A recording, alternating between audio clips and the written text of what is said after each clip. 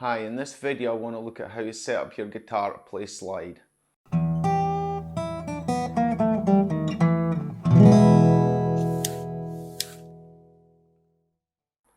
Hi, when playing blues music, one thing you're going to come across a lot of is the use of the slide when playing the guitar.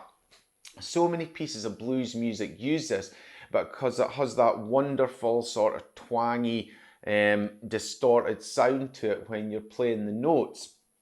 Now, in a previous video, I've gone over the basics of how to play slide guitar, but in this video, what I want to do is looking at how to set up your guitar so it's best suited to playing slide guitar.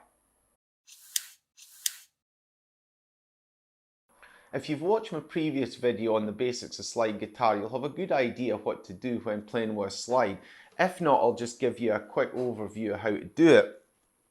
Basically, to make notes with a slide, what you're doing is you're resting the slide on the string, but you're not pushing the string down far enough so it actually touches the fretboard. So what you're doing is you're gently resting the slide on the string like so,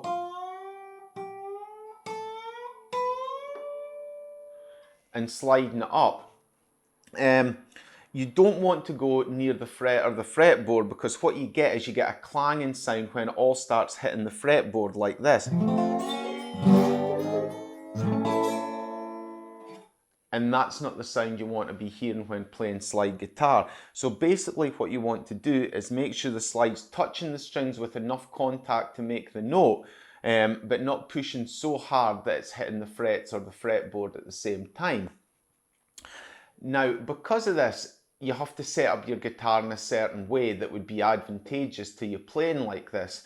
So what I'm going to do is I'm going to have a look at how to set up different guitars. I'm going to have a look at how to set up an acoustic guitar and how to set up an electric guitar to make it best for playing with a slide.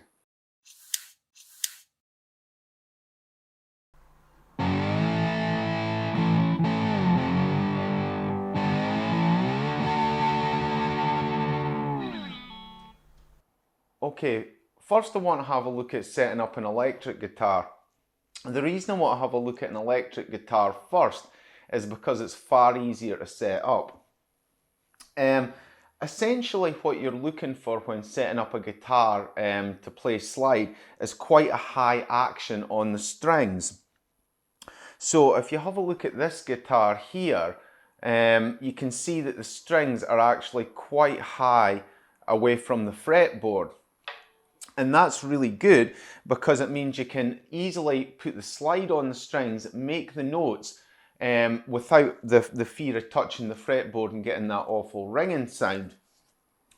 Now, the way that most electric guitars are set up, it allows you to adjust the action on the strings quite easily at the saddle here. So here at the saddle, at the bridge section here, what you'll have is little screws here, and this allows you to adjust the height of the saddle. So what you can do is, like for most of the strings on this guitar, I've adjusted the height quite high on the strings, which is exactly what we want. Now it's easily done, you just use an Allen key and just move it up. What happens though when you adjust the height is that it knocks the intonation out. So basically, if you don't know what the intonation is that when you play a fret on the guitar, it's the correct note that comes out. And if you adjust the height of the saddle, it changes effectively the length of the string that's being played and puts the intonation out. Now, the reason electrics are so good for slide is that most electrics on the bridge at the saddle will allow you to move it back and forward as well along here.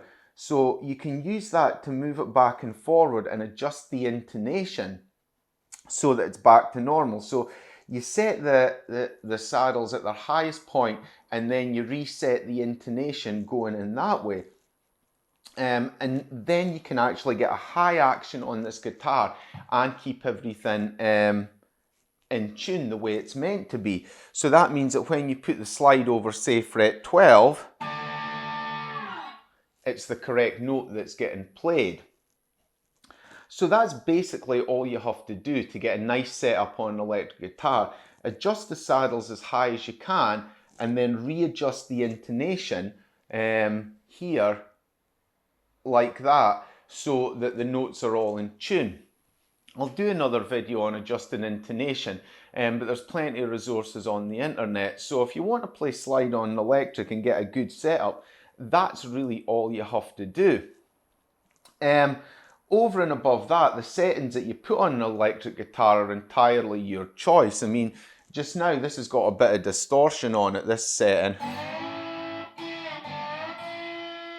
like so, which I think is nice, but you can play it clean, you can play it with bags of distortion.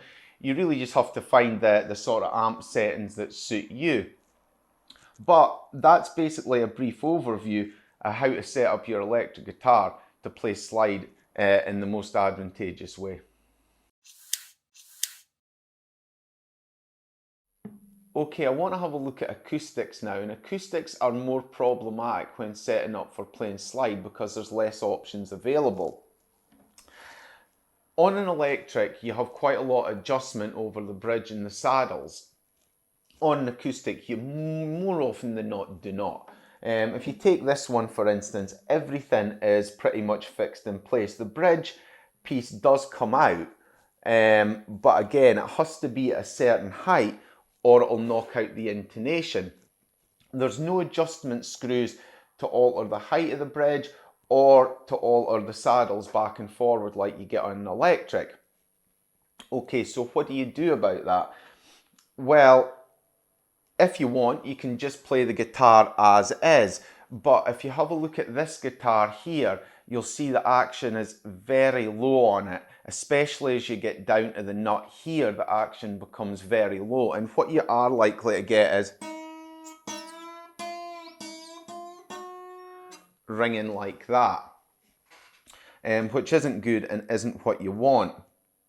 Now, in most acoustics, you can replace this bridge section, so you could put in a higher bridge section to raise the action.